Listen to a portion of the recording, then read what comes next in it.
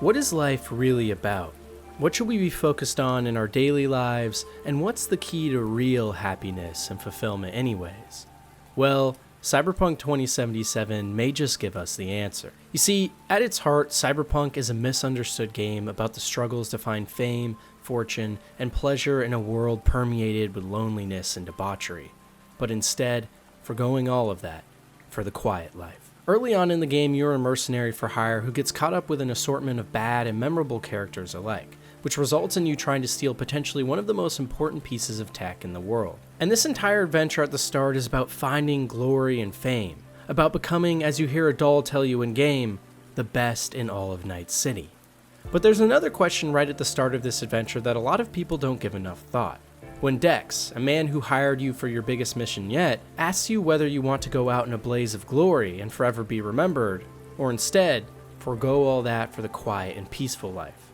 It's an interesting question, one that lots of us might have pondered in our own lives, and for many of us, the answer is we do want to be someone special. And this is what Cyberpunk's story is actually all about. For almost every character we meet in game, when we first encounter them, they are hostile, angry, twisted, or even evil. I think about how Johnny screams in our head and wishes us harm when we first speak to him post-surgery, or how Takamura sees us as a lesser human being that is simply a stepping stone towards his real goal, or how Judy and Panam write us off at first as nothing but a lonely merc.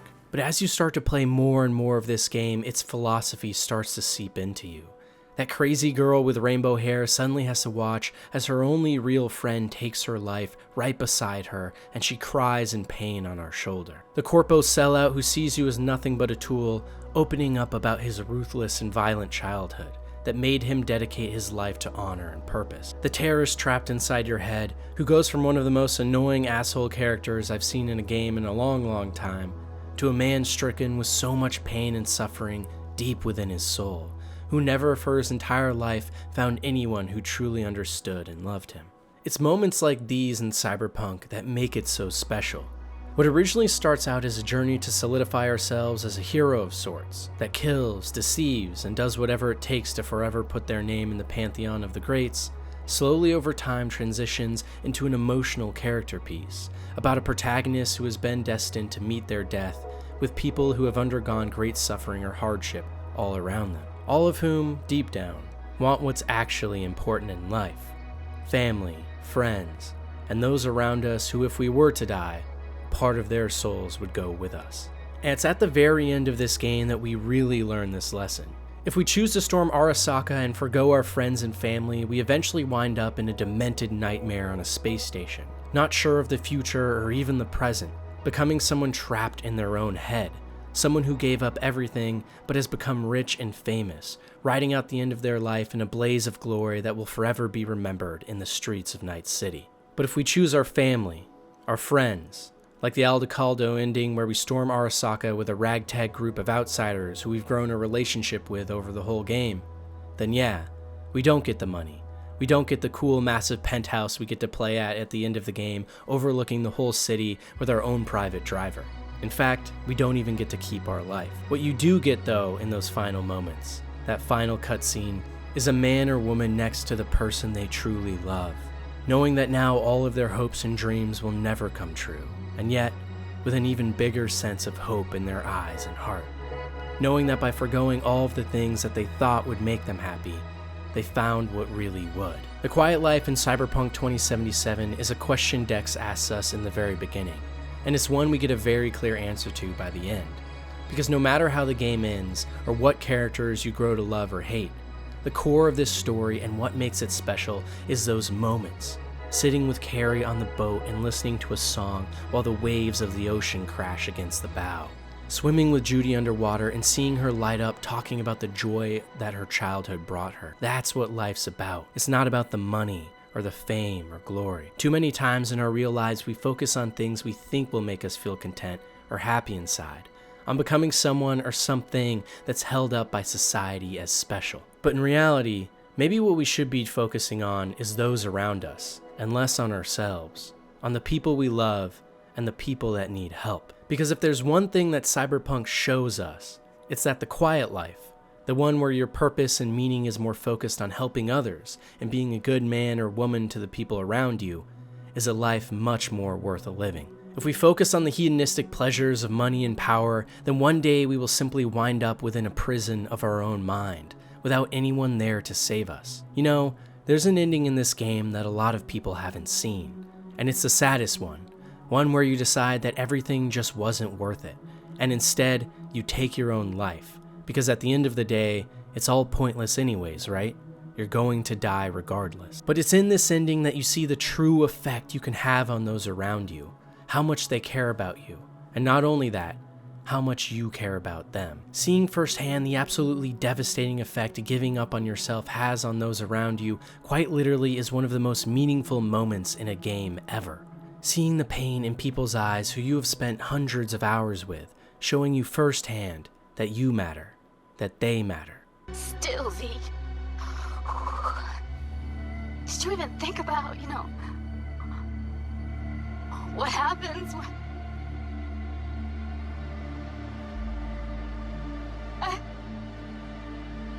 Shit, I can't do this. So what will it be then? A blaze of glory with all the money, fame, sex, and rock and roll you could ask for? Or the quiet life, where your days will be more mundane, but your heart will sing? What really should be the focus of our lives anyways? One of the most profound questions and answers any game has pulled off. And we're only just getting started.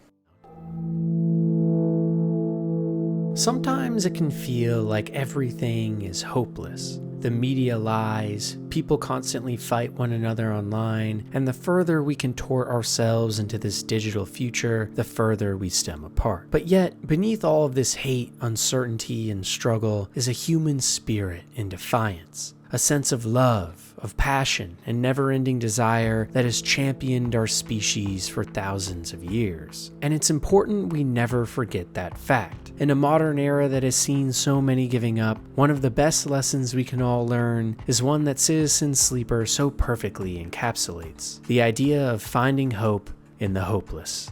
For those of you who haven't played, Citizen Sleeper is probably the type of game that will bore you to death. There's essentially no gameplay, no voice acting, and for the entirety of its runtime, you will be stuck in one place. But included in all of this is a story and philosophical insights that will light a fire in your soul like no other. You are what is called a sleeper, a robotic body that has been implanted with the consciousness of a human being kept in a cryogenic pod, potentially light years away. Sleepers are meant to be used as a sort of slave labor that works endlessly doing mundane tasks like mining, and in your case, when you awaken your robotic host, you have no memory of your previous life. All that you know is that after finding yourself in a mining colony with no possibility of safety, you manage to escape and move yourself onto a massive space station known as the Eye. Every day you awake and are given a set of randomly rolled dice based on your current condition and energy, which you must manage before going to bed. And these dice can be used to commit to a certain number of actions in each day or cycle, doing things like working for money to buy food to stay alive, or meeting with people with plans to help you escape your predicament. Any decision you make means losing time to commit to another decision, and this means you must always figure out how to use your dice and days wisely. And that's especially important for you, considering that there's a tracking bracelet attached to your robotic figure with a hitman making his way towards you. It's an interesting premise for a game for sure, but where things really shine with this title is the story it tells and the people you meet. For example, at one point you can stumble upon Ethan, the mercenary for hire who was tasked with taking you out and likes to play with his food, forcing you to serve him and give him money for his bad drinking habit. Before this, you come across Fang, an engineer on the station who tricks you into helping him all in a bid to get what he wants. And with each and every encounter, you see firsthand the pain this station is causing people. Many are struggling to get by in the lower rings of society, while the elite and rich sit in their ivory towers above. And because of so many misunderstandings and an overpopulation problem, resources are being drained and the future seems dim. Despite escaping utter hell on the mining colony, you have once again found yourself in a new one on board this space station. It seems as if all hope is lost.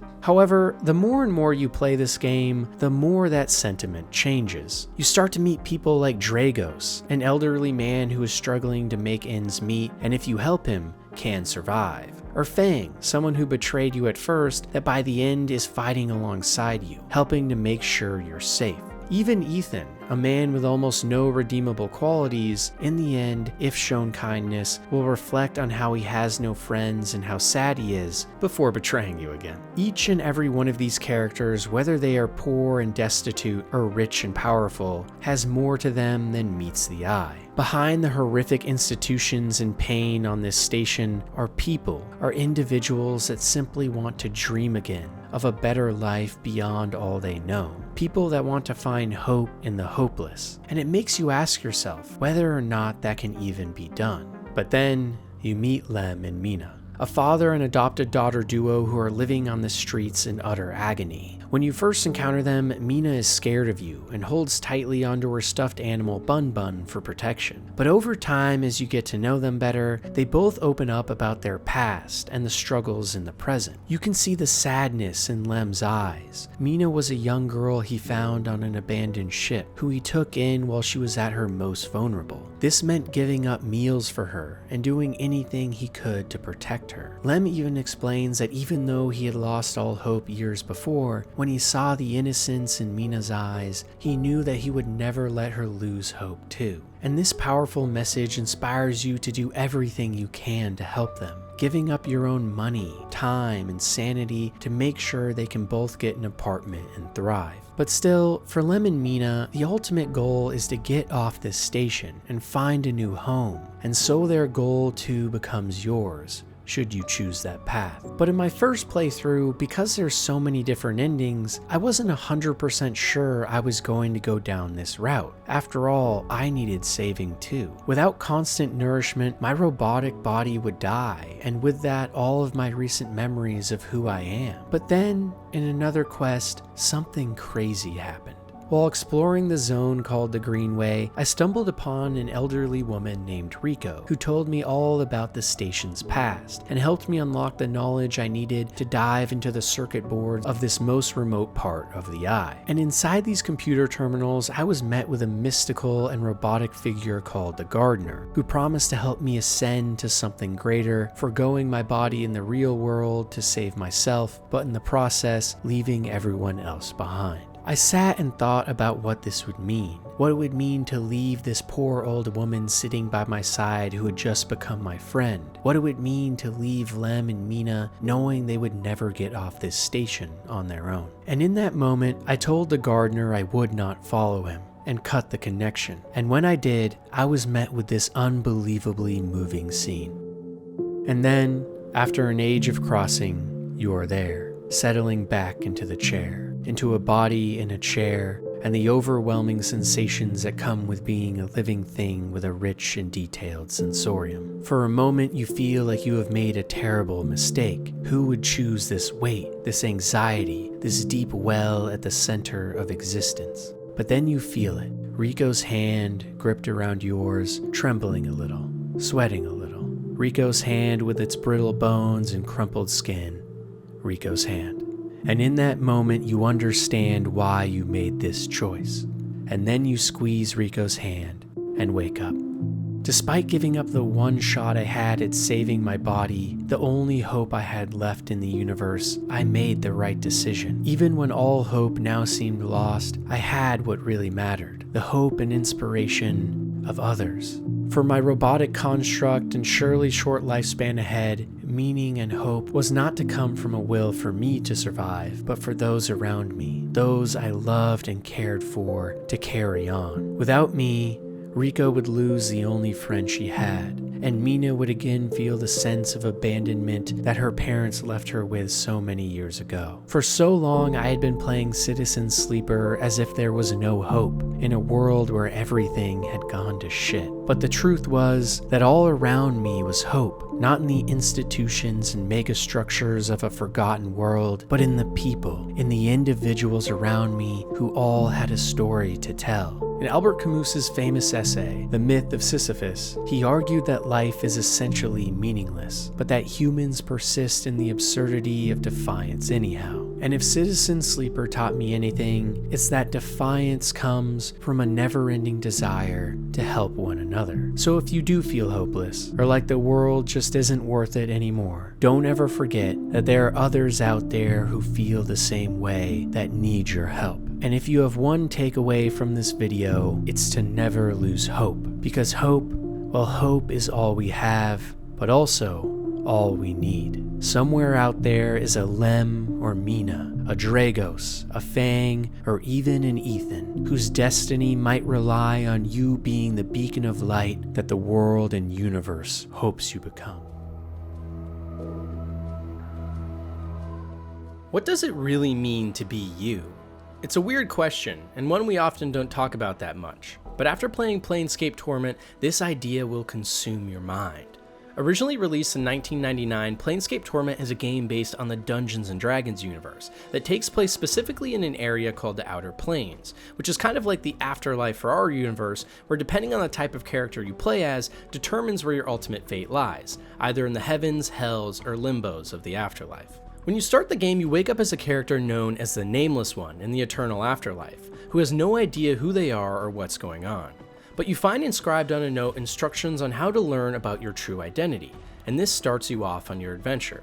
You get to meet with 10 different and distinct tribes, all with their own deep philosophies and ways of life, ultimately only getting to choose a couple to align yourself with. And while all of these tribes offer their own very introspective philosophical thoughts that deserve a video in their own right, the real core question this game asks comes from the ending of the main story. You see, after finding a woman named Ravel, you come to the realization that you are actually the reincarnation of a truly sick individual. Countless years ago, the original Nameless One committed deeds so horrific and unimaginable that he was banished to the deepest depths of the afterlife, the worst of all the Outer Planes, home to endless suffering and death. And in order to atone for his actions and thus be placed in a more lenient plane in the afterlife, the Nameless One came to Ravel with a proposal. Ravel would force him to become immortal and thus suffer in hell forever, but by proxy, allow fate to put him in a new and less hellish plane. Ravel agreed to these terms on one condition, that the Nameless One would provide her with a riddle that no one could solve, asking the question, what could change the nature of a man? And so Ravel split the Nameless One into two, an immortal being that would forget their memory upon each reincarnation and death, and a deity of pure evil known as the Transcendent One, a being that would remember the memories of each Nameless One into eternity. And lo and behold, the final boss of the game is this Transcendent One, who you must either kill or join with in order to stop the never-ending cycle of torment for the Nameless One, where we at the very end of the game find this harrowing speech between the Nameless One and Transcendent Ones. Then this is my final question. What can change the nature of a man? The question is meaningless. Nonetheless, before there is an ending between us, I will hear your answer. Then this is my answer, and you are the proof. Nothing can change the nature of a man. You're wrong.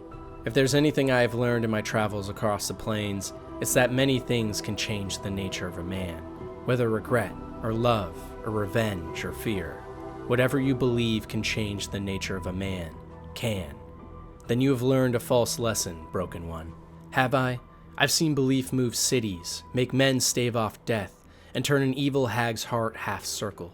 This entire fortress has been constructed from belief. Belief damned a woman whose heart clung to the hope that another loved her when he did not. Once, it made a man seek immortality and achieve it, and it has made a posturing spirit think it is something more than part of me. Your defiance will hurt you more than any wound in this place. Belief cannot change the nature of a man. I think it can. I think belief could even unmake me, if I believed enough. This final speech puts into context the biggest question in the entire game, which is saying a lot considering Planescape Torment is full of so many. Is there anything that can truly change the nature of a man? When we play as a Nameless One in game, we do go through each quest and objective out of our own volition. Throughout all the philosophical questions and moments in game, we have full autonomy to choose as we wish. But in those final moments, we learn that none of it mattered. The true nature of ourselves was always someone born of pure evil, someone who deserved to be stricken to the deepest depths of what we would call hell. No matter what actions we take, no matter what decisions you make in game, it can't change the fact that you were a creature born of pure evil, who has simply forgotten their past. Maybe no matter who you are today, we must always live in the shadow of the person that we were yesterday. But is that really the case? After all, what is it that can change the nature of a man? Is it the struggles we go through?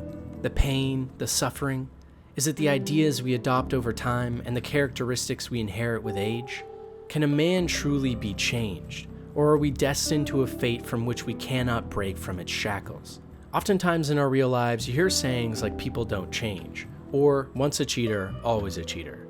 It's because at the deepest core of our humanity, it's often assumed that no matter how hard we try, there's an essence within all of us that we can't escape. And it's only with time that this sense of self becomes even harder and harder to budge against. But I personally think that, as the Nameless One says, there is a nature within all of us that can be melded, altered, and left behind. That fire in our souls to see our image with disgust, to be inspired by pure hatred, love, or duty to become something greater. But then again, maybe for those of us that do change, it was never a change at all, but instead a light within our souls that was always there. So can the nature of a man be changed? Well, to be honest, my guess would be that whatever you think the answer to that question is, might just have a funny way of coming true.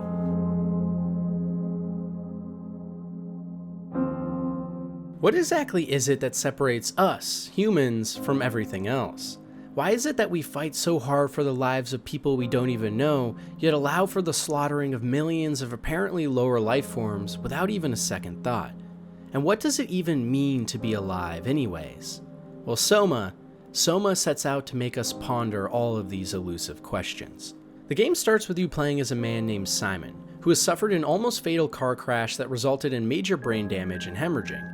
And in order to hopefully stop what could be a harrowing descent into madness, Simon checks himself into a new and experimental brain scan procedure that will let scientists study his brain further for finding the best solutions for treatment. But during the procedure, Simon blacks out, and when we awake, we're in a very dark and desolate research facility with no idea what's going on. And as we play the game more, we slowly find out that we are actually now stuck at the bottom of the ocean in a high-tech underwater Omega space gun facility that is being used to launch satellites and other heavy objects into space. The question is, though, how did we even get here? Well, the big reveal in the game is that during the procedure we went through, a scan of our brain was actually taken, which was later used in this underwater facility named Pathos 2 almost 100 years later. The reason for this is that a cataclysmic comet hit Earth years prior and resulted in all life above water presumably dying, meaning the only humans left are those in the underwater Pathos 2 base.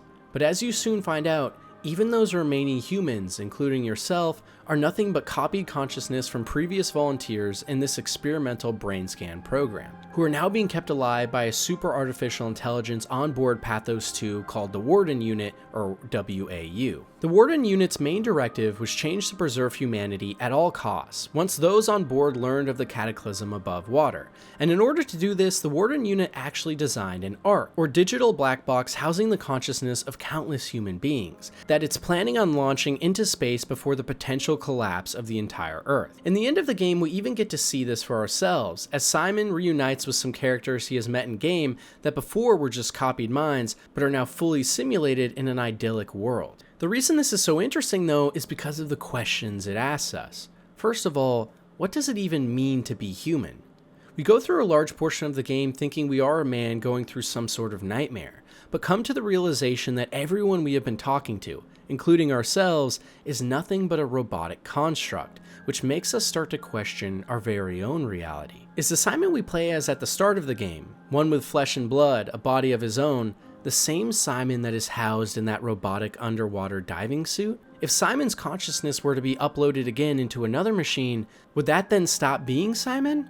Or would that simply be him yet again? The reason this thought experiment is so important, though, is the same reason we are okay with killing animals for food, but not other people: our consciousness. It's maybe the least well understood idea in all of science, which is especially compelling considering we may be on the advent of true AI in our real lives here soon. And the reason it's so compelling is because for many of us, it's our answer to what makes us human. Other animals feel pain, joy, or anger. Simply get a pet dog or pig if you want confirmation of that. But what separates us from other primitive beasts, at least by our current estimations, is that we have some sort of higher sense of self and purpose, a consciousness. But in SOMA, we are met with some barriers to this assumption. If consciousness is what makes us human, then would a robot or AI that could mimic that be human too? If and when we can copy our own sense of self into computer storage, would that iteration of us now live on for eternity as a human that never dies? Should we stop the Warden Unit? Is what it is doing cruel, trapping helpless minds in a prison they can't even realize exists? Or is it the prudent thing to do, to preserve creatures that can feel? And if that somehow doesn't take away something in our humanity, then what is it that actually makes us so special in the first place? It's a fascinating question, and one that can consume you if you let it. In SOMA, there's even a moment where we can watch the recording of a man slowly discovering that he's not actually himself, but just a copy of who he was, now placed in a machine. It's appalling watching the man who was happy and content in life fall into mania and dissolution as his sense of self completely dissolves. And it makes you wonder, are you really you? Because if you are, what exactly makes you, you? If you woke up tomorrow in a new body, would you still be the same person?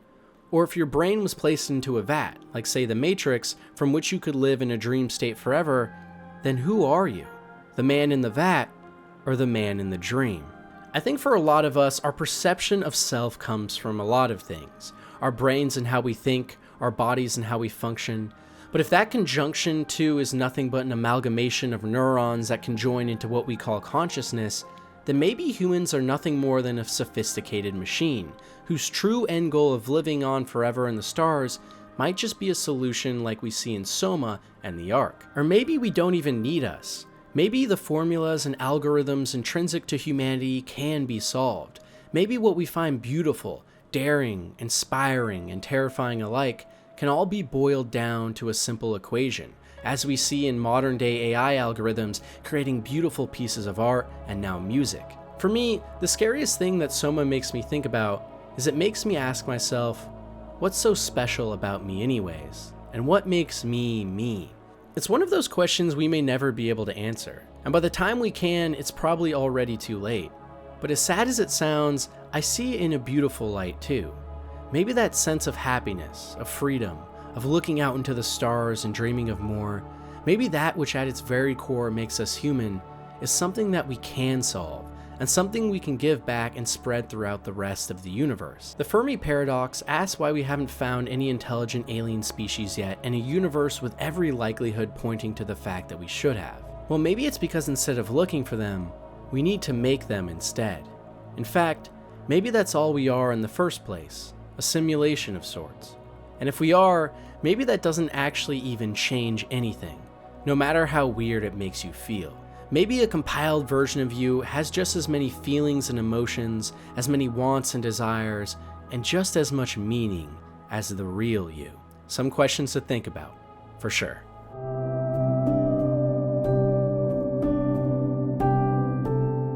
It seems like everyone is so negative nowadays. Whether it's politics, gaming, or just general worldviews, the majority of people appear to be nihilists nowadays, struggling to find meaning in a world so full of hate. But as an unrelenting optimist myself, I can't help but love life and the challenges and joys it can bring alike, and that's why I find the core message of The Outer Wilds so enticing. The game revolves around an unnamed player character who wakes up on a small planet with an observatory and multiple NPCs. You are a space explorer and must find your ship and then venture out into the stars to see what's out there. But quickly you discover that you are actually trapped in a time loop, where every 22 minutes exactly, a massive sun right next to your planet goes supernova and kills everyone, causing you to wake up once again on this small planet by a campfire. And so it's your goal out of your own volition to figure out what's going on here, where you slowly discover that an ancient race of aliens known as the Nomai were here before because of a mysterious signal they found called the Eye of the Universe, which apparently held great power. On all the planets in the solar system, you can find remnants of the old Nomai tribes and their research, including things like the Ash Twin Project, which would harness the power of a dying sun to send things back in time, hence why you find yourself in the predicament you are in.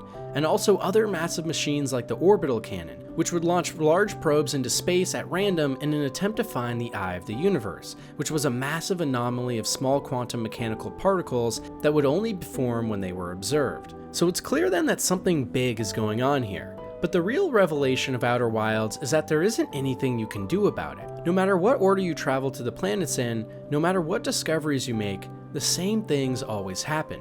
Even if you do get the final ending of the game, after 22 minutes the sun still goes supernova and the solar system ends, being sent back into an infinite loop. But during the final ending of the game, we get to make one last piece of progress. Finally finding the hidden coordinates to the Eye of the Universe, the player is able to warp themselves to its location using ancient Nomai vessel technology, and there they find quantum versions of various characters they have met before, who can work together to create a big bang that will give rise to a new universe entirely. The message of the game, at its very core, is that no matter what you do, the universe is coming to an end, and this Eye of mysterious power will create a new one entirely, no matter what your actions are. It's nihilism in its purest form. Nothing we do matters, no choice we make affects anything, the universe's values and structure cannot be known or communicated, we simply exist and we have no real purpose. But to me, Outer Wilds is a game about accepting this lack of purpose, and instead seeing our lives for how great they can be. The game is a perfect example of the phrase, "It's not about the destination, it's about the journey." Sure, no matter what we do, this universe is teetering on a path of destruction and rebirth, but the beauty in it all is those moments we have on each planet, and with each character before its death. Outer Wilds isn't about discovering a universe that is about to be forgotten forever, it's about just finding and enjoying the little things, those small revelations we make, those slower moments where we come across characters playing music into the echoes of eternity, about taking in every little moment in our lives and realizing while it all may be pointless, maybe we can make it meaningful all on its own. You know, this game has a DLC that a lot of players haven't seen called Echoes of the Eye, where we get to learn about another ancient and highly sophisticated race that also found the same signal of the Eye in our solar system. And we learn that they too created massive machines to try and figure out its meaning. But these owl-like creatures did, and what they discovered was that the Eye was a quantum consciousness of sorts that was going to destroy and recreate the universe for some unknown purpose. And when we end the game using the final DLC path, we get one final cutscene where we can see the player character and a powerful creature called the Prisoner helping each other to create a new universe, with bright colors and hope all around. The reason Outer Wilds is so powerful is because it asks us one of the most beautiful questions of all time. Maybe life is meaningless. Maybe everything we do is without a real purpose. But maybe that's okay. Maybe that's what makes life so beautiful in the first place. Outer Wilds is about accepting the fates we have in our own life, the good and the bad, and realizing that it's the journey and the venture we go out on that makes us human. And also it's about daring to accept our futures, ones where our entire universe may be dying, but that it could lead to something even more beautiful in the future. In the Outer Wilds, we're taught to be optimistic in the face of nihilism, and instead embrace a future and universe we can never predict. And it's a message I personally very much align with. Because while I am one of the very few who found the game to be lacking in many ways, the story and meaning behind it all is one of the greatest tales ever told. Life isn't about being in control or understanding everything. Sometimes in our lives we'll face obstacles the likes of which we never expected and we can never predict the outcome. But it's in these moments and how we handle them, how we construct our journey, how we learn from the elders of our past and their echoes, and how we forge a new world for those in the future that give life a meaning that can't be taken away, even in the last breaths of a dying universe. It's one of the most profound thoughts a game has tackled, and in my opinion, it did it in such a great way. Nowadays, everyone's so negative, and I know why, because it's easy. It's easy to look into the void of the universe, into the void of your mind, and give up. To assume that because you have no real effect or purpose, that you're meaningless. But the real courage comes from those who can look into that ether and realize that maybe that just gives us the most meaningful life of all, to fill our worlds with purpose and respects to the past and hope for the future. I can't tell you whether the universe has a purpose or meaning, but you can tell yourself how you can feel in the face of it. A powerful realization, for sure.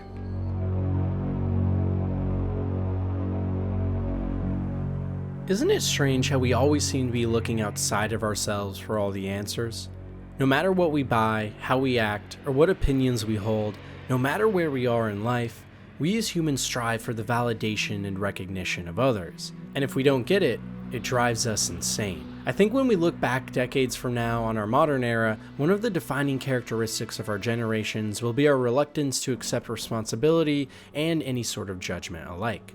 And the reason this is so interesting is because it's core to how we operate. And no game posed these questions better than the original Deus Ex from the year 2000. Deus Ex told a story ripe for conversations, so picking just one is a difficult task. In the game, you discover that a secret organization of Illuminati members have had control of the world for hundreds of years now. But with the advent of the internet, they started to lose their grip on societies as random people were able to quickly spread misinformation and ideas. The Illuminati, which feared for its power, had a council of 5 main leaders who disagreed on how to handle the situation. But eventually, one man named Bob Page won and was able to either kill, ruin, or drive out the other members, with one of the survivors being Morgan Everett, who sets out to try and stop Bob. Bob believed that the only way to save humanity from their own doom because of the internet was to implement a series of plans in order to have himself ascend to a human-machine hybrid that he saw as a god. First, Bob would release a contagion known as the Great Death, which would kill millions, similar to COVID almost. Then he would trick governments across the world into consolidating power, after which he would imprison multiple Americans and gain control over the internet, after which he would merge with it. So overall, the game tells a story that warns of the power of the internet itself, and the harsh consequences it could have on humanity, as well as what it really means to be a god, and also asks if the world is run by an Illuminati figure. And while all these questions or ideas are fascinating in their own right, there's one question from the game that, for me at least, is a much less asked one, and also one that I personally find very fascinating.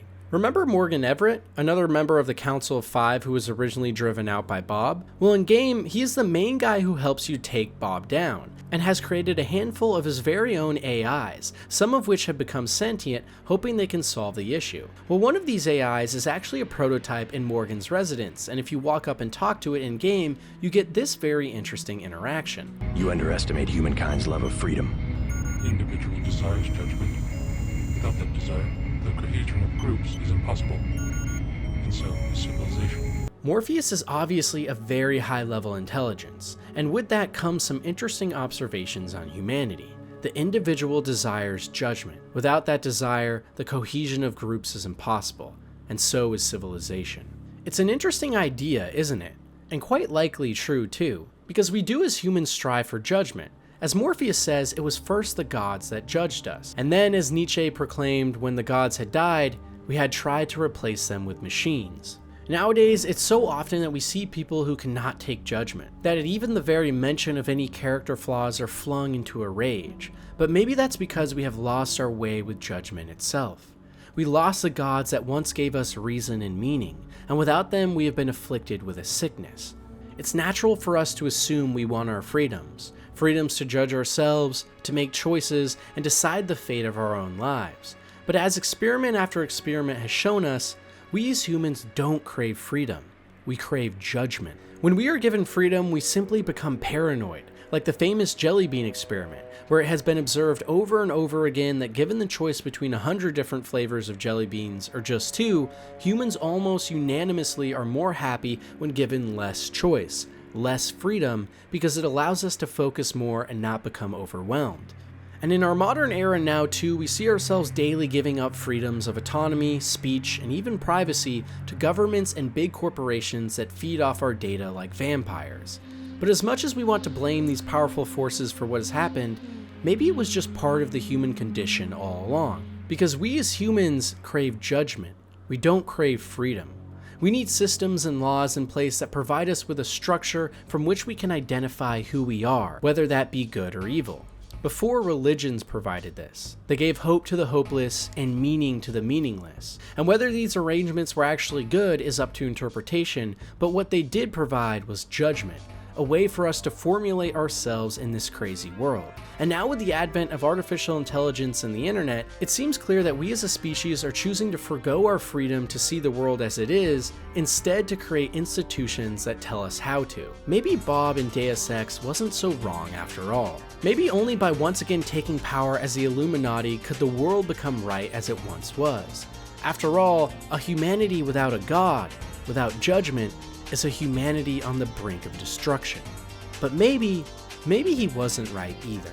And there might just be something deep within all of us that gives us that meaning, should we look deep enough. It's the argument between intrinsic and extrinsic moral value. For me, I know I crave judgment, and I know you do too. For as much as we are told to focus on ourselves, we are social creatures, and it's only in the eyes of our peers that we find meaning, our purpose, because it's in the eyes of others that we see ourselves. So the question then becomes though, can their judgment be of their own volition, a society born of society, or must we have a bigger organization, a structure for all that, which makes us human? Judging by where we are now in society, we may just be about to find out.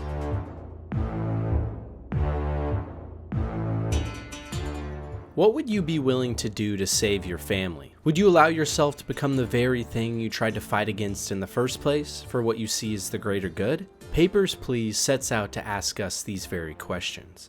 In the game, you play as an immigrations officer for a fictional dystopian Eastern Bloc adjacent country called Arstotzka. This fake country is bordering directly with many opposing nations, and as such, you as a player play a vital role in making sure that no one gets in who shouldn't. This means that you're only paid based on passports that you correctly allow in or deny, and considering that in-game you have a starving and poor family back home, including some very young children, every little ounce of money you can get counts for keeping everyone alive.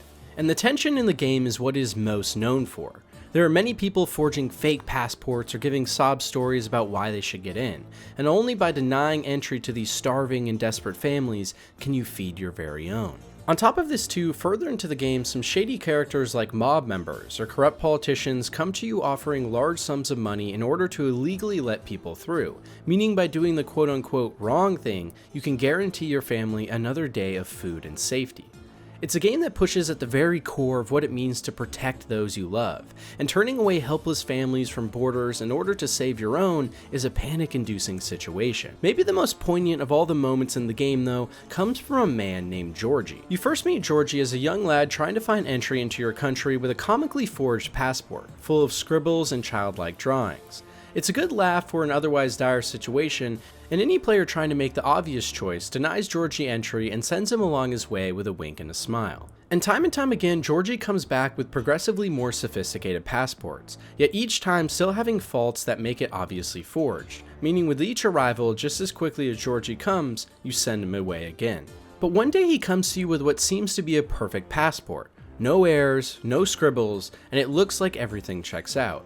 And while your intuition tells you it certainly is a forgery still, there's nothing you can do to be sure, and by letting him in you almost get a sense of relief that he finally figured it out. Where this situation becomes truly interesting though is towards the end of the game, when the country you live in suddenly looks to be on the brink of war with its neighbors, meaning you and your family could be in big danger. But not only that, the government has started confiscating citizen passports in order to force people to stay and fight, meaning your family would surely die. And it's at this moment that you can now reach out to Georgie and ask him to help you forge a new identification in order for you and your family to escape. The irony of it all is that over the entire span of the game, you were tasked with catching liars, cheaters, and apparently bad people, many of whom were only lying in order to save themselves from a bad situation. But in the end, you become the very thing you tried to fight against. A man and his family forging passports in order to try and get into another country. Before, where you rejected so many others in order to help your own family, now you must pray that no one rejects you in order for your family to survive. It's one of the most powerful twists in an otherwise very laid back, and some would say boring games, that really puts into perspective just how important, well, perspective is. Because what Papers, Please makes us think about is how everyone has their reasons. Before, when you denied people you wish you could help, it was because you needed to help those you loved first. And then when you went against everything you originally signed up to protect, it was to protect yourself and those you loved. We as humans tend to be selfish creatures, especially in situations of immediate need. During times of struggle, turmoil, or confusion, we often turn to lying, cheating, or a distinct lack of empathy in order to satiate our needs. But too often too, when we become these things, we hurt others in the process. And as we have all been told probably too many times in our lives, life isn't fair. And many times prosperity for one must come at the expense of another. And this point of humanity is seen in no better situations than countries on the brink of catastrophe, where everyday people around you are suffering. So the question then becomes, should you screw over those you don't know in order to protect the ones you love? If you have to deny a starving family food in order to feed your own, would that be a sacrifice worth making at the expense of your soul? Or would it simply make you a monster? The same one that had you been in the starving family's position, you would have felt rage and vitriol for. When life is calm, it's easy to be a good person. It's easy to give to others, and even more help them with whatever they need. But it's only when we are truly met with extreme hardship that we can see the character that we have inside. No one knows their strengths until they are tested, and no one knows their morality until they're in a world with none. So if Papers, Please teaches us anything, it's to always question not only your own reality, but the reality of those around you. Oftentimes when people are doing things you would find heinous or monstrous, it may be because a monster is all they have left within them to survive. If you had to defend your family, would you steal? Would you lie? Would you give up all those moral studies you learned about in your life? Would you kill? For those of you who answered that question just now in your head without ever actually being in a life or death situation, you don't know. And that's what makes it scary, but also beautiful. Because truly, if there is one thing I took away from Papers, Please, it's that while we cannot always control what will happen to us, or even those we love, what we can control is how we react to it. And by remembering to always try our best to understand others and their struggles and thoughts alike, we can become people with much more understanding, and hopefully, more love.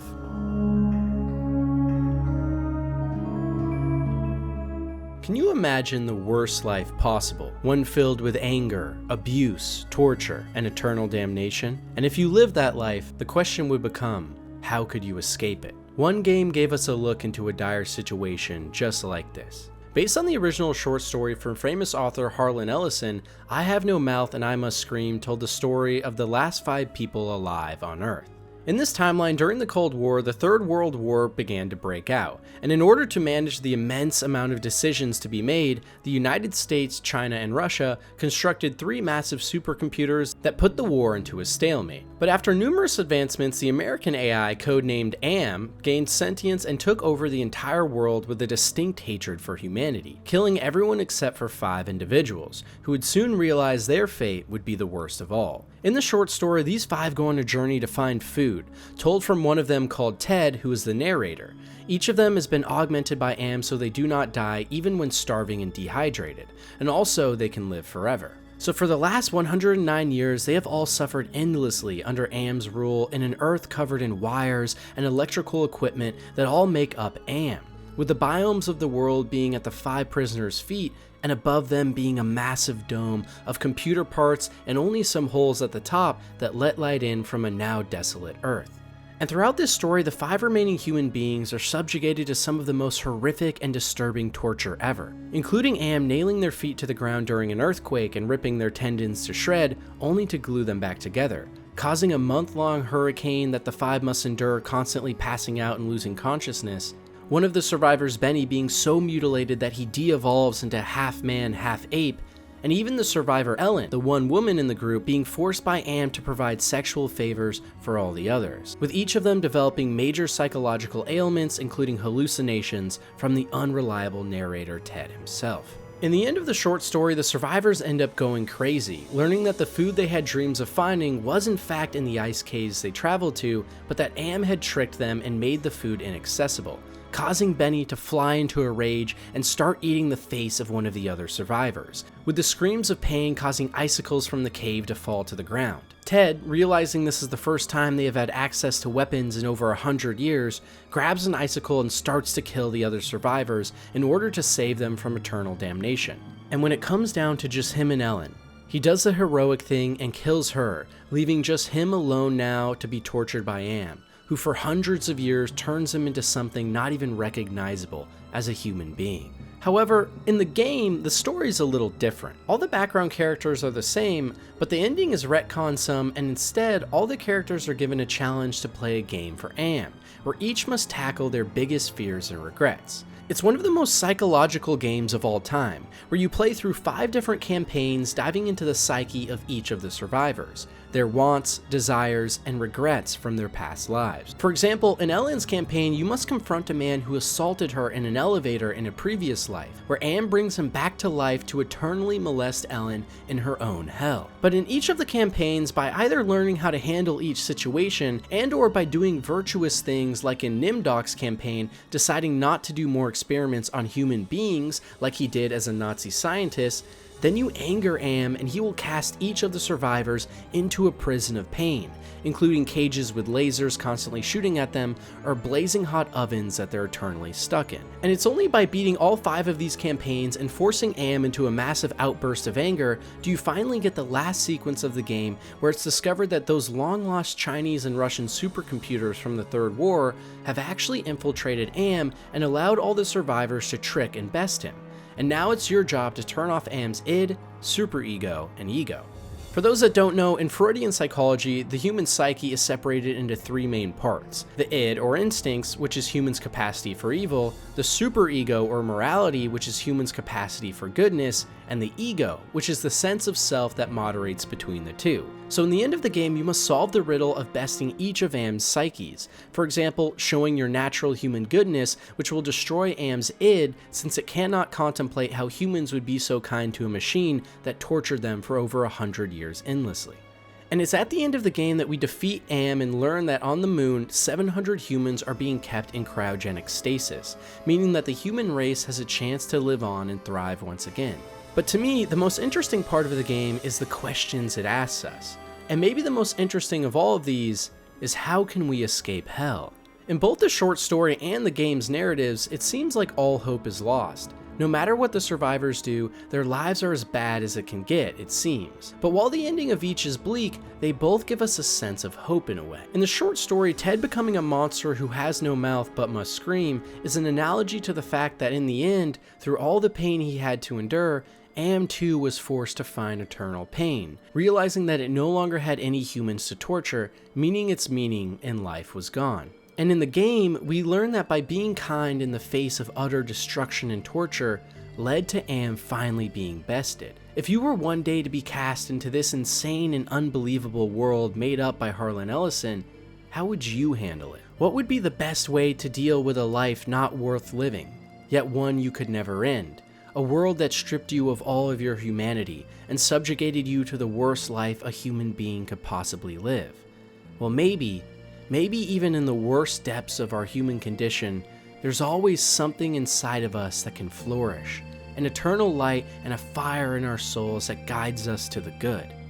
In each of the 5 campaigns we play in game, only by making the courageous and righteous choices do we trick Am and escape.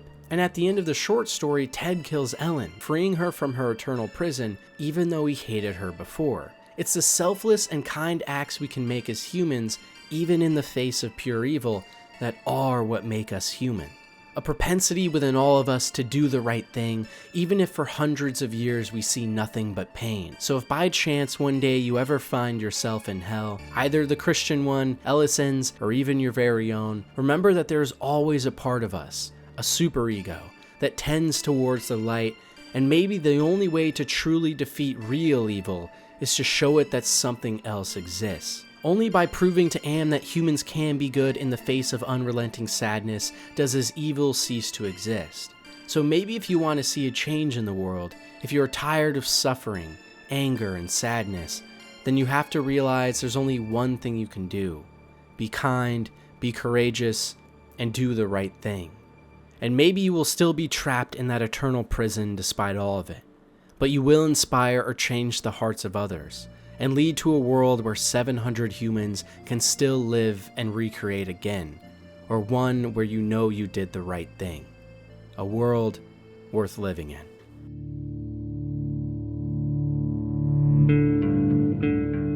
Have you ever wondered what it is that makes someone evil? What it is that separates those of us who are good and righteous from those who are wicked and dishonorable? Well, maybe it's nothing at all. Because you see, while humans often strive for the good, there is a capacity within all of us to become and live the life of a monster, one that we can't ever come to terms with. And in Spec Ops The Line, we confront this scary fact of life head on, in a story full of twists, turns, and confusing and sadistic hallucinations.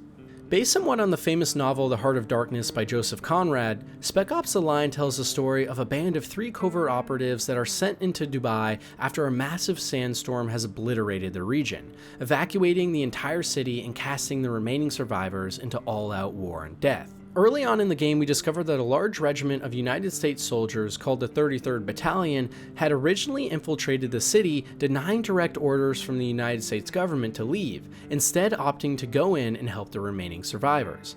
We play as a man named Martin Walker, who's part of a small team of 3 covert operatives the United States has tasked with going in and finding out what happened to the 33rd Battalion. And early on, we slowly uncover through Walker's visions that the United States soldiers had actually been attacking and subjugating the civilians to sick and twisted torture in order to gain power over the region. The leader of the 33rd Battalion is a man named John Conrad, and Walker is in constant contact with him throughout the game, disgusted with how sick of a man he is. But the big reveal of the story is that what we have been experiencing is nothing more than a fake reality. You see, Walker wasn't right about the battalion being the bad guys. There's a moment in game where you stumble upon a large group of the 33rd Battalion guarding a building you want to get into because you think they're holding civilians hostage. And in order to get past them, Walker makes the call to launch a mortar filled with white phosphorus at them, killing them all in a horrific and painful death. But as you walk past one of the few remaining soldiers slowly dying, you learn that the civilians are not being held captive, but instead were being saved by the soldiers. You just murdered and killed innocents for no reason. But Walker can't accept this and continues on his path of bloodshed until at the end of the game, he finally goes to meet his main enemy, Conrad, the leader of the battalion, only to find out that he has been dead the whole time.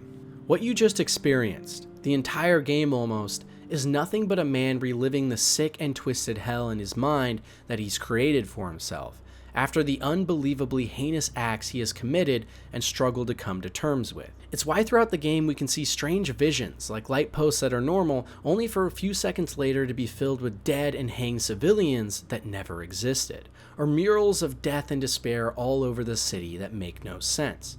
Walker was a man with good intentions, but out of his own ignorance and mistakes, committed acts that would only be befitting of the most evil of people. And it's because of this that Walker in many ways began to lose his mind and succumb to the darkness within himself, within all of us.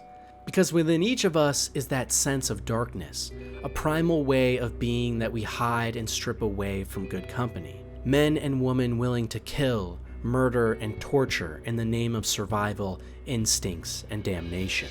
When pushed to the very edges of our humanity, we become a monster the likes of which we could never imagine.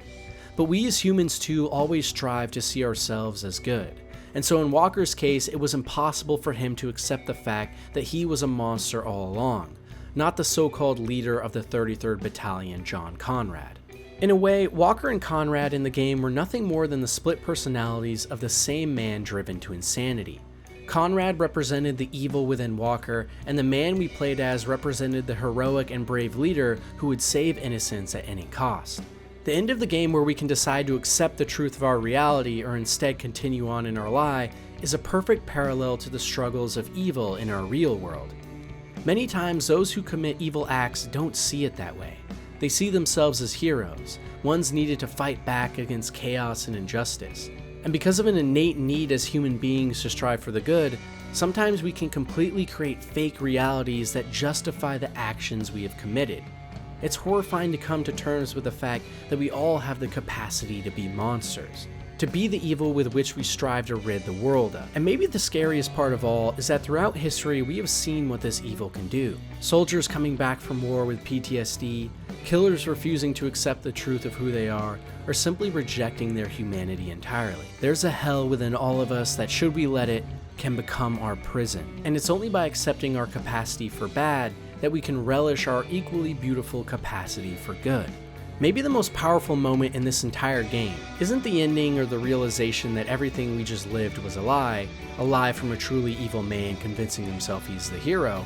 The most powerful moment actually comes from one of the loading screens you get in game if you die and reload that simply says, "To kill for yourself is murder, to kill for your government is heroic, to kill for entertainment is harmless." We often don't think about the murder and heinous acts we commit in games like Spec Ops The Line.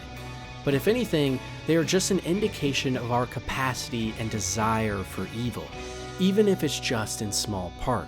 And only by fighting against this side of ourselves and admitting it exists, can we make sure we never fall into the depths of our own minds, the deepest stage of hell that Dante's Inferno forgot about. If you want to be a truly positive force in the world, part of that comes from your own capacity to realize your propensity and ability for evil, too. That way you never get lost in your own hell. Some big ideas to think about. War never changes. And that's because in dire times of conflict, it can often feel as if human decency and justice vanish. But even in these brief moments of history, we must never forget that the human spirit can prevail, and through the chaos of evil, rise above. And maybe no game in history is better at teaching this lesson than Valiant Hearts. Based on the true story of a French farmer who was forced into military service at the outbreak of the First World War, you play as Emile, who must leave behind his loving daughter Marie and her husband Karl. But as if things couldn't get any worse, Karl is then drafted by the German side, your adversaries, and both of you are now fighting against your will, guns pointed at one another. As the game progresses, you go to more and more battlefields, watching the death and destruction that follows you with every step you take. And in each passing moment, both Emile and Karl want nothing more than to return to their family and for the madness to end. On each battlefield, you watch as young men give their lives to a cause they barely understand, as the blood of your fellow man spills into your arms. You come across other characters like Anna or Freddy, who each in their own ways reveals the horrors, but also the beauty of war. People who start with journeys of vengeance but come to love again, or simply someone who wants to help others in their time of need. It's a reminder that even in the harshest of places, of times, there are people who will remain steadfast in their pursuit of good. As Marcus Aurelius taught so many years ago, true strength doesn't come from anything external. It comes from the heart, from one's inner strength and resilience, to fight on no matter the conditions they are in. From a sense of duty and virtue to do what's right, what your soul sees as its most prominent meaning. To accept the fate you've been given and rise above, with a clear head held high on your shoulders for all to see. For Emile and Karl, neither of them wanted to kill, to murder in the name of a cause they didn't even get a say in. And yet for both of them, their salvation comes from the fact that they do actually know what they're fighting for in the end. Not just their country, but most of all, for Marie, for the family. And only by finding their own true meaning, their own path, can Emile and Karl stay grounded in such an absurd world that has lost all faith. But maybe the single most powerful moment in the entire game comes from the ending. The true story of how it all concluded for one French farmer in World War II. You see, towards the final act of the game, Emile is ordered to march with the French army during a suicidal charge to the front lines. Horrified by the senseless loss of life, he disobeys these orders from his commanding officer and looks into his eyes to see the monster he is. And in the heat of the moment, Emile kills the officer in an attempt to save the lives of all those around him. Because in that moment, Emile had to make a decision about what he stood for, what he believed, whether that be in his country and their agenda, or the people beside him and the family back home. To let this officer go would mean to doom his comrades to death, and to stop the madness would potentially mean the loss of a crucial battle for his country, his home. Because you see, things are never as black and white as they would seem, meaning sometimes you might choose to forsake something you strongly believe in for the duty and ideal of something even greater. At some point in all of our lives, we will be tested, and it's in these moments that we must deduce what is most important to us and what we are willing to give up for it. For Emile, this meant turning his back on a country he loved, for a family he loved even more, for an ideal of what people ought to be instead of what they are. And as would be expected, this decision resulted in Emile being court-martialed and sentenced to execution with no hope of once again meeting his daughter Marie. So in the final scene of the game, we get to watch as Emile writes a farewell letter to his daughter, knowing full well he will not live to see another day. And it's here he expresses his love for her and the family he has been with for most of his life, before a firing squad stands at attention and whisks his soul into the heavens. Here is the actual letter written by a real French farmer turned soldier to his own daughter moments before his death. Dearest Marie, as the war ends for me, I have no regrets. I have seen too much horror. I hope fate has been more merciful to you. Our time on Earth is brief, and mine has been filled with so much joy that I can only be thankful for how much I've been blessed, most especially for the wonder you have brought into my life. This letter is my last. I've been found guilty by a military court for the death of an officer. It was not my intention to kill him. War makes men mad. Though I failed Carl, I know my sacrifice has not been in vain. I fought for my country and my liberty. My honor is assured. Since it is the will of God to separate us on earth, I hope we'll meet again in heaven. Keep me in your prayers. Your loving Papa, always.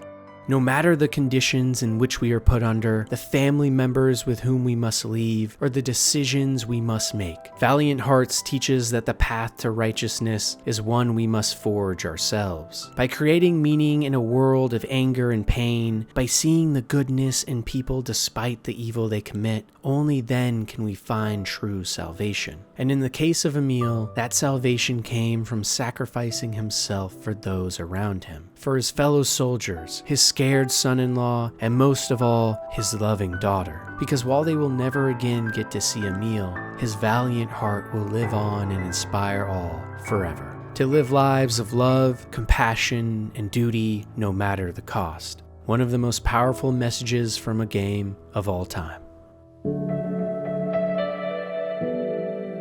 If you've never been in love, you're missing out. And that's because love is a funny thing. It's at the heart of both the greatest and worst moments of any life, and somehow manages to transcend all reason and rational thought to make us do things no other force could. And while Disco Elysium is a game full of interesting lessons and ideas on philosophy, maybe its most powerful are the things it has to say about this silly little thing called love. In the title, you play as a man named Harry Dubois, who on one fateful day awakens from a drunken stupor inside a ransacked apartment with no memory of who he even is. And in what feels like no time, you discover that you are actually an accomplished detective who has been using and abusing substances nonstop and has been tasked with figuring out the mysterious murder that took place in this desolate portside city called Revachol. This expedition of sorts takes you from one shady character to the next, along with your trusty companion Kim, who must put up with your antics every step along the way. You are a broken and depressed excuse of a man, full of sorrow and anguish, all at the hands of an invisible force you have no recollection of. Your body yearns for things that will kill you, and with each step your psyche screams in pain for a past that you are working to uncover. And it's this uncovering that reveals the beauty of love. You see, the main catalyst that has sent Harry Dubois into such chaos, the thing that pushed him so far he abused his own body into oblivion, quite literally forgetting his past in one drunken night, was your fiancée, Dora. A woman that stood by your side for over a decade as you dealt with alcoholism, depression, and the immense stress from a job you poured everything into. All for her. But after years of abuse and misery from your own hands, she finally worked up the courage to break off the relationship that you held so dear. And in your heart of hearts, you knew it was all your fault. You, Harry Dubois, had lost the one thing that you held on to so dearly in life, the one you loved with no one to blame but yourself.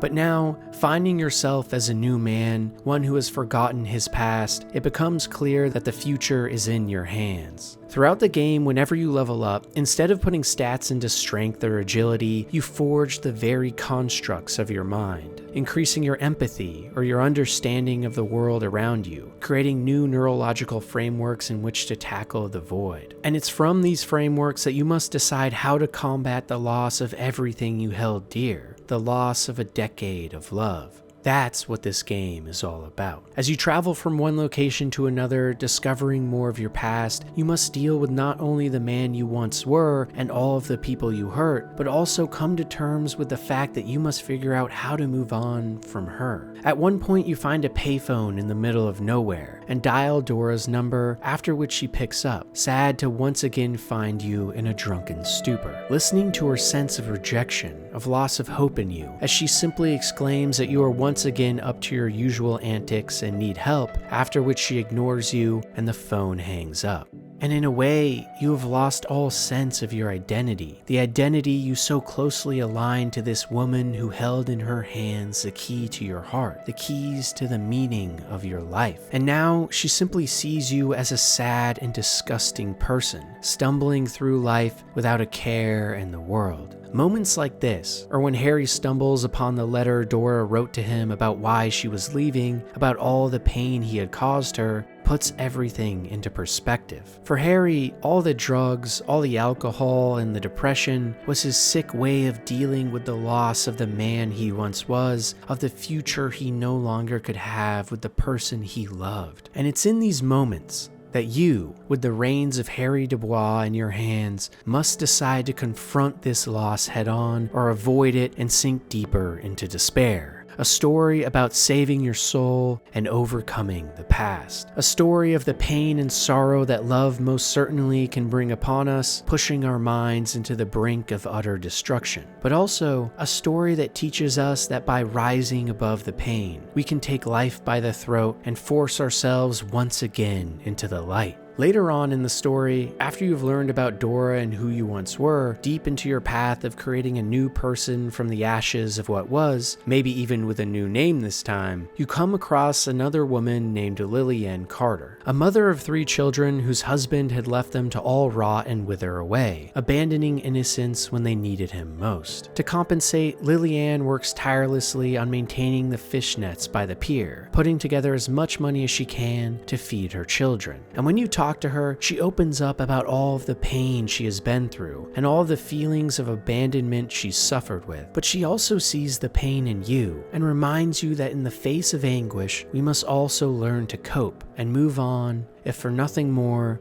others around us. Without Lillian, her 3 young boys would be left to fend for themselves on the street, and because of this purpose, she vowed to rise above the sadness, to once again find love for life after it had stricken her down before. As the philosopher Soren Kierkegaard taught in the 1800s, despair is always a condition of the self, a condition born from feeling stuck in the past or bound by expectations, a tension between who we are or once were and who we ought to be. Or in other words, despair comes from failing to overcome the past and once again love yourself. No matter how much you have been betrayed in life, no matter how many times love smacks you in the face, laughing at the arrogance to think you could live in pure harmony, don't ever forget that others, the world, and your inner soul are counting on you to lead a life of love in the echoes of eternity, no matter what you must overcome. To love is to live life, and to suffer is to live an even greater one, if for nothing more than the inspiration for a world to live on.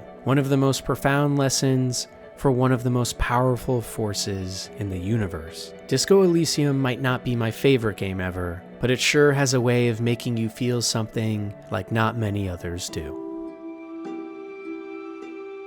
God is dead, God remains dead, and we have killed him. These are the famous words written by Friedrich Nietzsche in his acclaimed novel, Beyond Good and Evil. At the time, it was a proclamation of an end of an era, a loss of faith in a world that for so long depended on it, which would in time usher in either our death or our salvation. But without a shadow of a doubt, it was something new. After all, what happens in a world where God is dead, where the foundations of faith itself start to crumble and belief wanes? Well, Pillars of Eternity is a series that at its core tackles this very question. You start at the beginning of the first game as a protagonist called the Watcher, an individual born with the power to communicate and interact with the souls of the living and dead. You are able to see memories of past lives, or the lingering echoes of souls that for whatever reason, often tragic, cannot move on to the wheel of life to be cast into future reincarnations. And the reason this is so significant is that in the world of Pillars, everything is about the soul. Every time a person dies in this universe,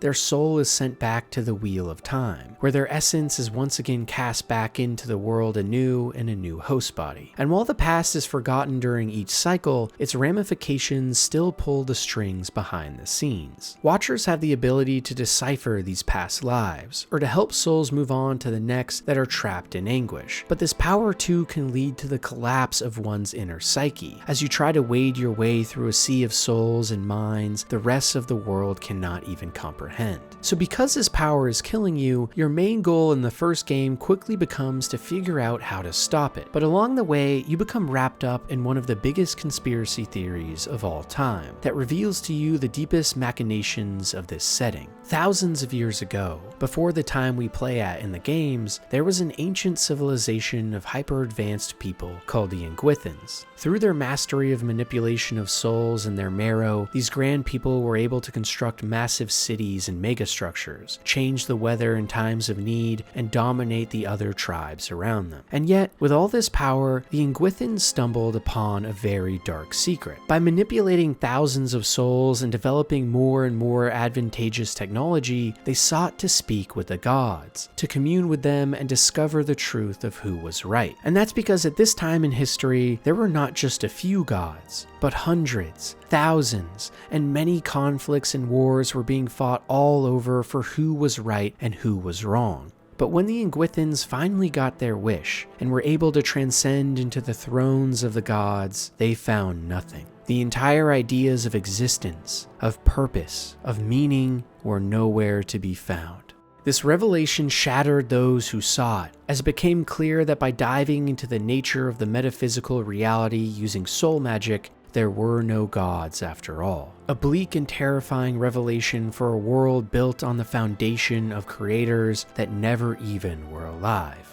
In a panic, the Inguithans that did learn of this disastrous truth decided to use their new power over souls and reincarnation developed by science to keep the foundations of the world alive. They constructed their own gods based on various aspects of existence in previous mythologies focused on the ideas of justice, nature, time, war, and beauty. And from these ashes rose a new pantheon of all-powerful beings, the new gods of Aora that this time actually existed. But the rest of the peoples never discovered the truth, and for thousands of years, the civilizations of this planet grew to see them as their own, while behind the scenes, these new Inguithan gods held ultimate power. It's not only one of the coolest twists and stories I've ever seen in a video game that really makes you think, but one that is meant to parallel our real lives as well. As Nietzsche proclaimed many years ago, society in a way is now going down the same path as the Inguithans, where technology like artificial intelligence and the scientific method are reaching a point where for many people, they have replaced the fables and stories of religions and gods.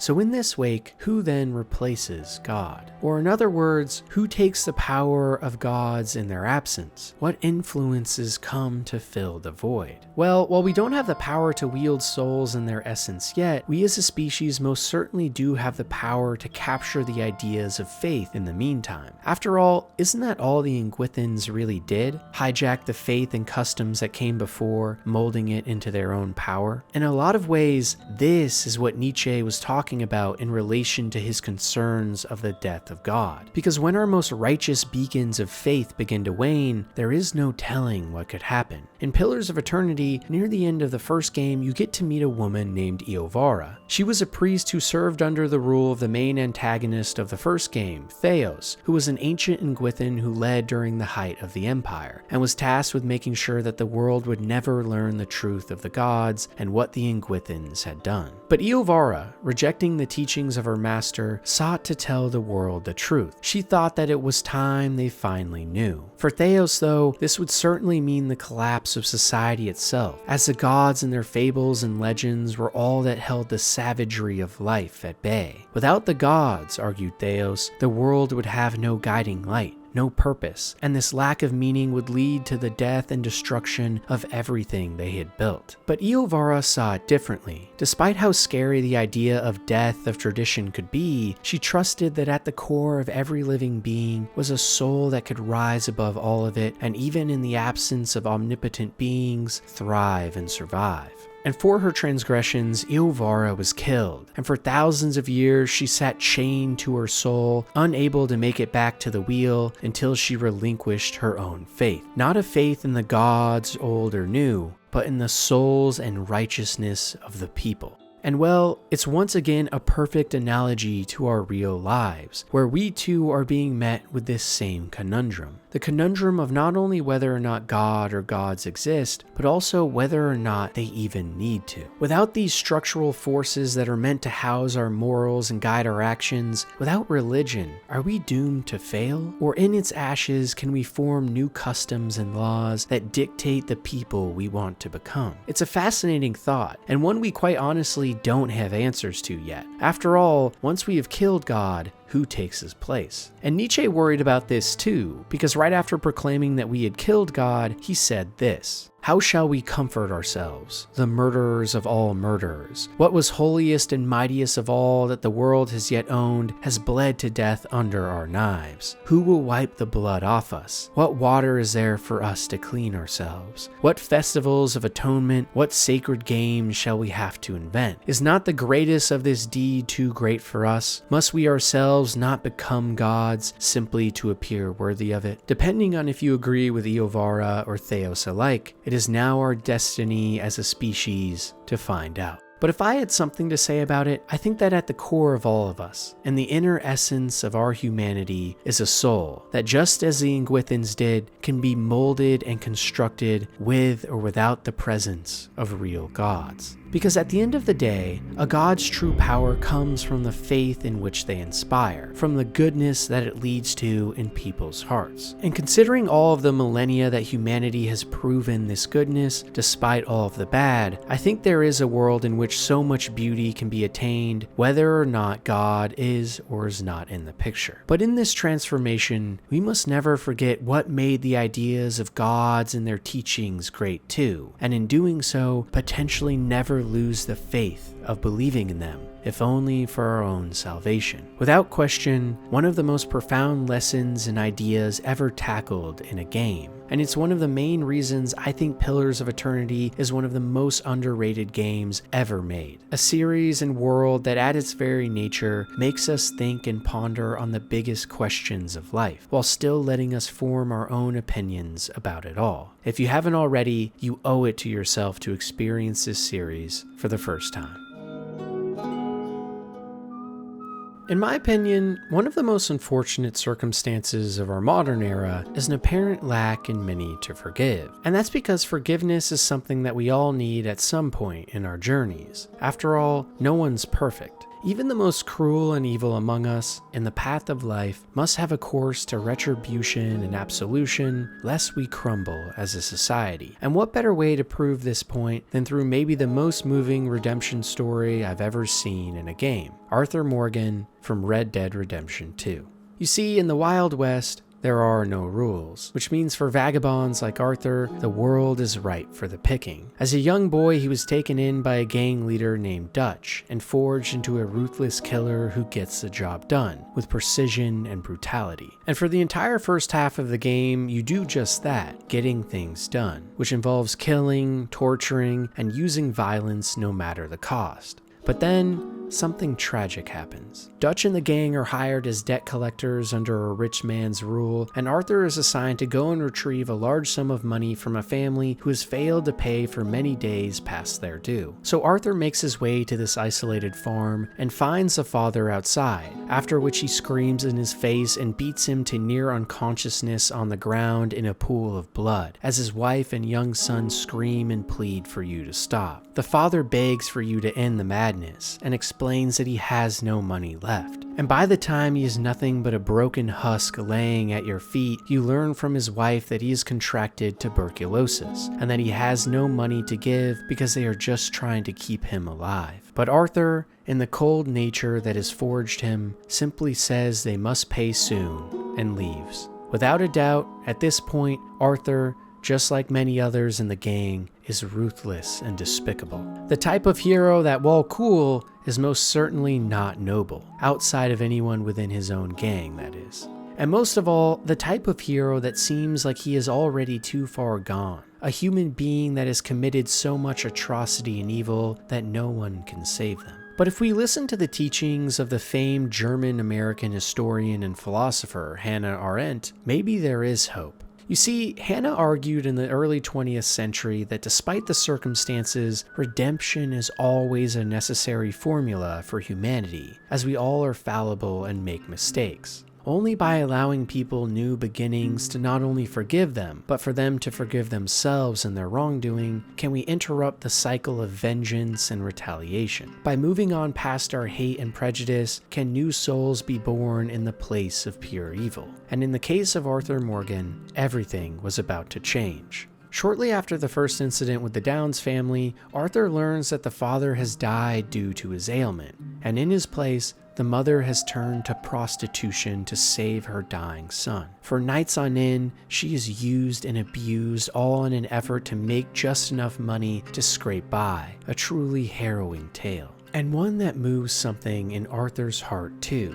seeing what he has done to this family, this innocent and dying son and mother who will now never be the same. In Arthur's journal at this point in the story, we can see how much of an effect this is having on him, causing him to spiral into questioning what he is even doing and whether or not he can forgive himself for the sins he has committed in the face of God. And so begins a path to redemption. Slowly, mission by mission, Arthur starts to give back, whether that be by visiting the Downs family to give them money so they no longer have to suffer, or letting people go where before he would have killed them instantly. Finally understanding all the destruction he has wrought on the world, Arthur realizes that even if it's all for nothing, he has to try and right his wrongs. And as the gang turns more and more into madness under their fearless leader Dutch, Arthur is on a different path, slowly breaking further and further away from things he learned as a young boy. But just as Arthur is well on his way to forging this new path, almost in a cruel twist of fate, he contracts tuberculosis with little time left to live. So it's in these dying moments that Arthur fully understands his purpose, that while his destiny may already be solidified in hell, he will make sure that he can help as many others reach the light in the small time he has left. And in these final chapters of the story, we see the most powerful moment in the entire ensemble, where Arthur visits a nun and sits with her on a bench, where he finally exclaims just how scared he is, how sorry he is for the man he was and what he has done, fearful of what will happen when he meets his maker. This violent and stoic figure that for most of the game has left nothing but destruction everywhere he has gone, finally opens up and reveals to the world that behind all of the evil deeds was a man in soul screaming for redemption, for a chance at becoming something more. And more than anything, the story of Arthur Morgan from Red Dead Redemption 2 is a story about all of us, about the mistakes we made or the times in life we are ashamed of the people we have become, but also about how no matter deep we dig ourselves into the depths of hell, there's always a path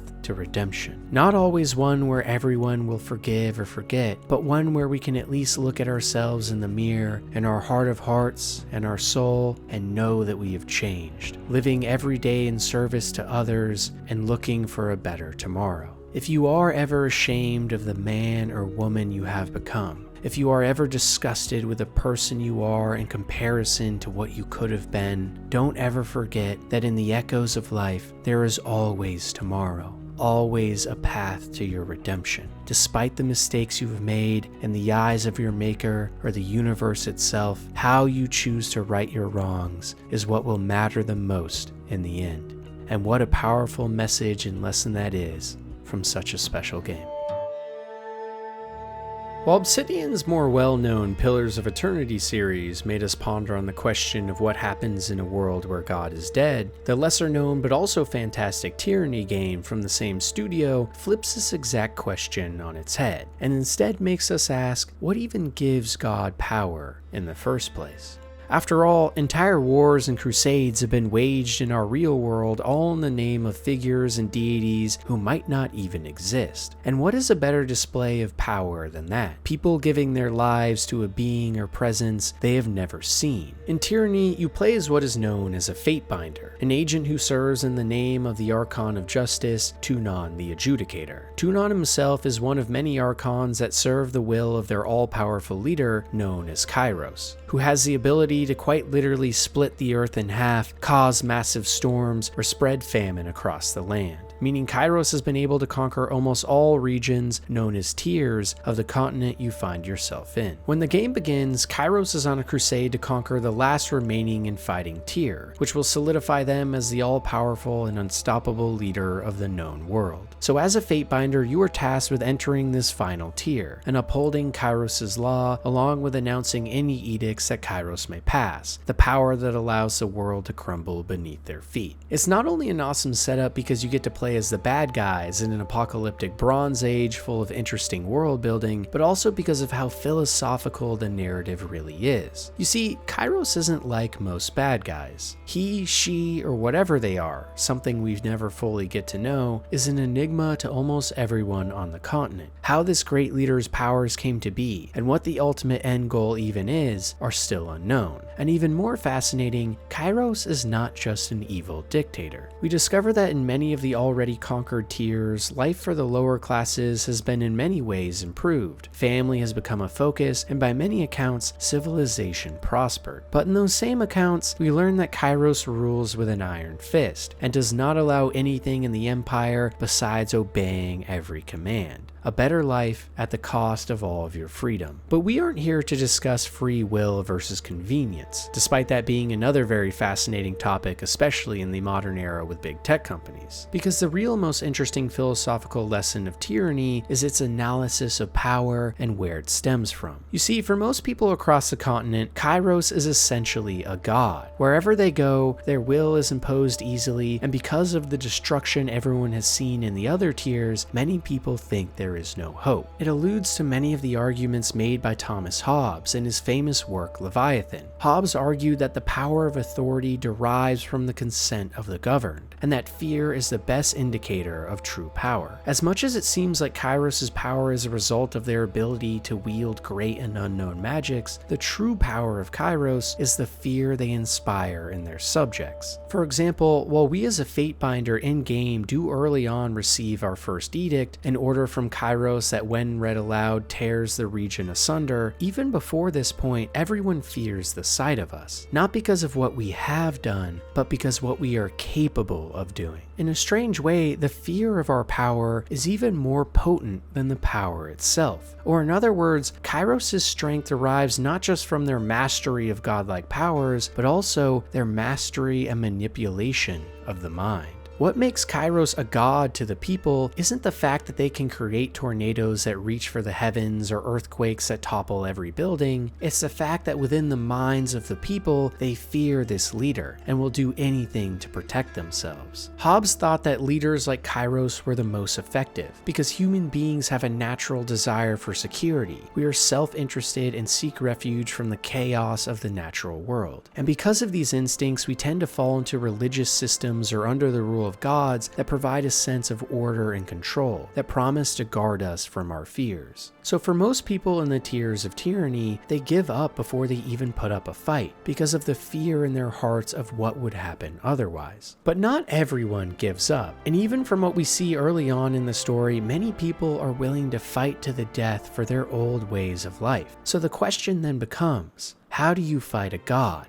Well, you become one. Later on in the main story of Tyranny, you are given multiple choices to either stay aligned with Kairos or break from your shackles of evil to help those in need. But no matter which route you choose, by far the most fascinating moments come towards the end. After traversing the old walls, ancient underground caverns and structures built by hyper-advanced civilization, you eventually discover that the spires dotted all around the lands across the continent are nothing more than tall buildings that reach into the sky. At the top of each are conductors of magic that once unlocked give you too the same powers as Kairos, the ability to cast edicts. This all-powerful god, an enigma of which we know so little about that just moments before seemed utterly unstoppable, now is nothing but your equal. Now with the ability to tear the world apart in the same way, you cast an edict in order to show the people that Kairos is not unbeatable. And when you do, it inspires in the hearts of millions hope. Hope that they no longer have to fear, but instead can take back what they believe in. For so long, the people of the continent have lived in constant fear and oppression and put faith in the only thing they could. But now, with an alternative option and more people discovering the truth of this ancient magic, the walls begin to come down.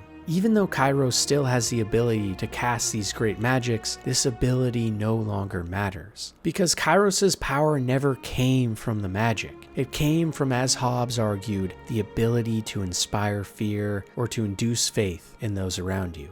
And when Kairos is stripped of this contagion of the mind, that is when the people finally start to stand up.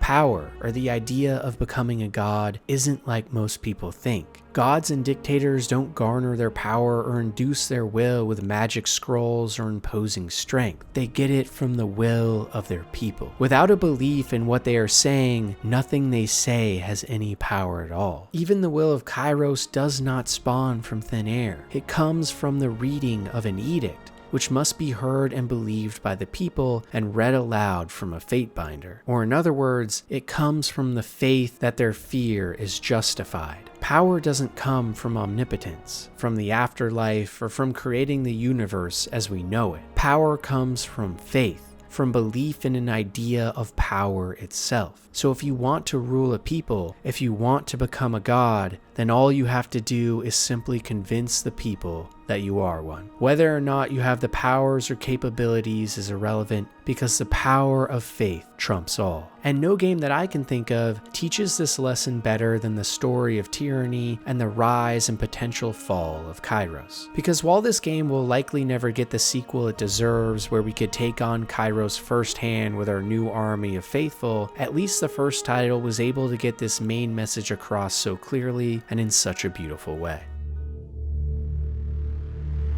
There may be no more foreboding place on planet Earth than the deep blue ocean. Miles and miles beneath this colossal mix of waves lies a cacophony of strange sounds and horrifying creatures, the likes of which we only see in nightmares. And this nightmare of sorts is what makes Subnautica so special, and also is key to the biggest lesson it teaches us: facing our fears. It's what the entirety of the series itself is based around, where at the beginning you find yourself in pristine coral reefs, and by the end you are over 1,000 meters underwater in pitch black biomes inside a massive sea truck being stalked by Leviathan-class predators. For as beautiful as a game can be at times, it can also be just as terrifying. And more than anything, it taps into that lingering sense of thalassophobia in all of us, fear of the ocean and what it's hiding. Yet within each of the even scarier zones, there's also always a sense of beauty and awe too. Striking plants or wildlife that can't be found anywhere else, or secrets to be uncovered that give us insight into the history of this mysterious planet. But in order to actually get to any of these awesome moments or cool mysteries, you must first take that first step into the dark depths of places you have never been, or between claustrophobic caverns full of sounds from massive beasts. These sections of the game are nothing but pure terror and tension, forcing a player who wants to move forward to face their fears head on, to progress. And more than anything, it's a great analogy to what Joseph Campbell, a famed American writer and professor, called the hero's journey. He argued that for any hero in a great story, in order to actually ascend, to become the myth and legend they do by the end, they have to first always confront their fears directly. For Campbell, the entire human spirit and what made us great was this ability to look death in the face and still rise above, to further your progression as a person by tackling what holds you back most. And in Subnautica, you must take these big steps over and over again as you traverse deeper into the ocean, so much so that by the end, you might not even be afraid of what scared you so much before. A game that through nothing more than moment-to-moment gameplay and systems teaches us how to succeed in life too, by looking out into a vast ocean and going head first into the deep end. Because only in moments like this can the greatest growth happen in any of us as human beings. A valuable lesson that becomes that much more powerful when you actually do it yourself,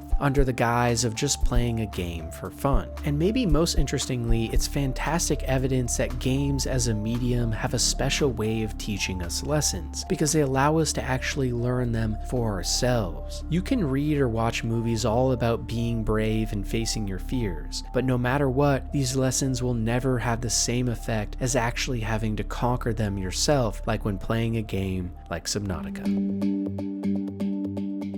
What can change the nature of a man? It's a question that famously was asked at the end of one of the greatest philosophical games of all time, Planescape Torment, but I've already analyzed Planescape in a video just like this for the same reasons. However, it isn't the only series to highlight this fascinating topic, as another has even more to say, Furi. In this relatively unknown indie, you take on the reins of a mysterious figure known as the Stranger, a man chained against his will who is awoken by another peculiar figure, a being in a demented bunny mask who is simply referred to as the Voice. This entity informs you that it's time to break free, and from this moment onward, you must somehow escape your prison with no idea of what's really going on. The first boss you meet is nothing more than a trial, and one you beat swiftly at that. No emotion, no thought, just pure violence and victory. But as you slowly start to make your way from one boss arena to the next, things aren't adding up. Who were you before? Why were you chained? And what is going on in these fantastical environments you're traveling through? Suddenly, bosses start to ask you why you have done what you have done, questioning if you can ever change at all. And it plants a seed within your mind that maybe, just maybe, you aren't the good guy after all. Because while most players will just assume they are being held by sadistic and bad people at the start of the game, the more you play Furi, the more you discover the secret that it's not you who is trapped in this containment facility with them, but these warriors and defenders who are trapped in here with you.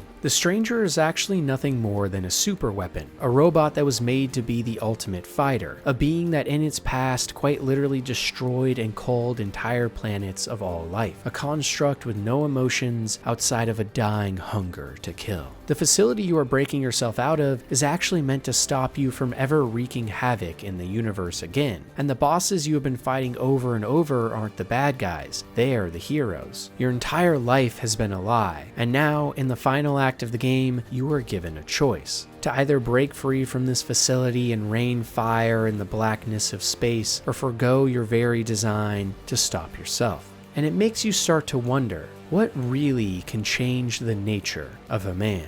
Is the Stranger, a being born from pure evil, ever capable of actually saving himself? Or would doing so be nothing more than an illusion? A promise that would be broken in time by instincts? If we were to take the words of British philosopher John Locke, then surely the Stranger is doomed. Locke argued that our ideas of self and who we are strictly defined by circumstance, by memories that expand into consciousness, giving us the illusion of choice. Other prominent thinkers like David Hume agreed, and saw personal identity and free will as nothing more than a bundle of perceptions that has no underlying self. But the ending of Furi paints a different picture, where despite our past, despite the things we have done and the instincts that have been instilled in us from birth, maybe we can rise above them, and in an analogy of sorts, fight our way through the demons of our past to claim victory over who we once were, to be born again as something new and unknown. Because the journey the Stranger goes on in Furi is not just one about a robot changing its mind, but also about a robot becoming more human. Because after all, is the most human thing about us not our ability to change, our capacity to look at ourselves in the mirror and know we aspire to greater? When we swim in the depths of evil, it can be hard to change. Even Nietzsche famously exclaimed that he who fights with monsters should look to see that he himself does not become a monster. If you gaze long enough into an abyss, the abyss also gazes back at you.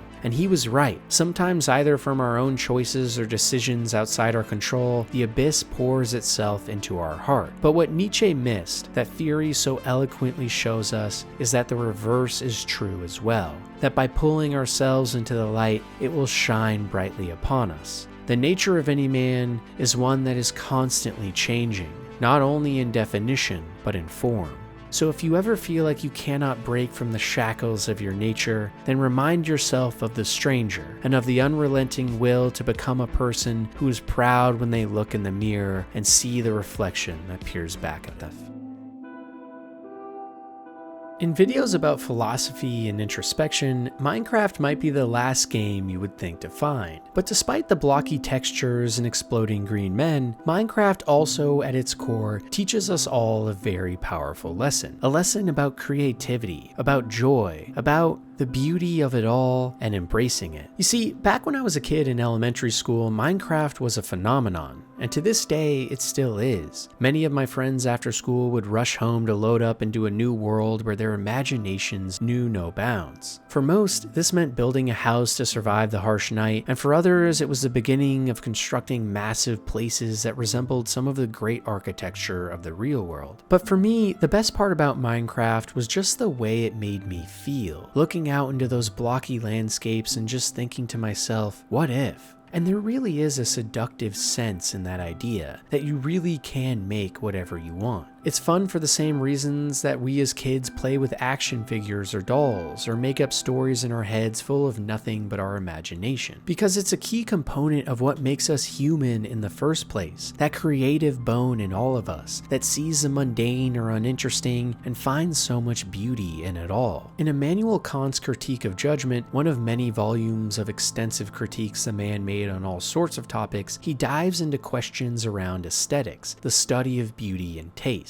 And I think many of the ideas he presents actually are perfectly displayed in Minecraft. For instance, he argued that the real power of aesthetics, of beauty, was that they were one of the only things that we appreciate merely out of its own merit, not out of vying for personal gain or something practical. For the most part, people don't work on creations in Minecraft because they are trying to gain something. It's because they simply enjoy the journey, the feelings of accomplishment in creating something that is really your own, no matter how small or large. The satisfaction of crafting something you can be proud of, because there really is a sublime sort of nature in things like this, where the object of your imagination, or the goal you look to achieve when creating something, is formless, without real explanation, and yet it still has an overbearing and powerful nature that captures our souls. Kant argued that when we experience beauty, our imaginations and cognitive self come into a zone that he called free play, where pleasure is formed in a uniquely non-conceptual way that inspires a sense of purpose in the things that otherwise lack purpose. Or in other words, while it's hard to explain why, the pointless things we create in Minecraft have a funny way of taking a life of their own, of becoming something that puts a smile on our face or hits us with a wave of nostalgia. And it's strange too, because as weird as it sounds, it gets even stranger. Because things like this, full of so much unexplainable beauty, also have a knack for stirring the goodness inside us too. Like the happy feelings of morning dew hitting your face, or looking out at an expansive vista that makes your soul sing, Minecraft too can have this effect, by allowing players full creativity to do whatever they want. There are no objectives, no main quests or NPCs with endless dialogue, just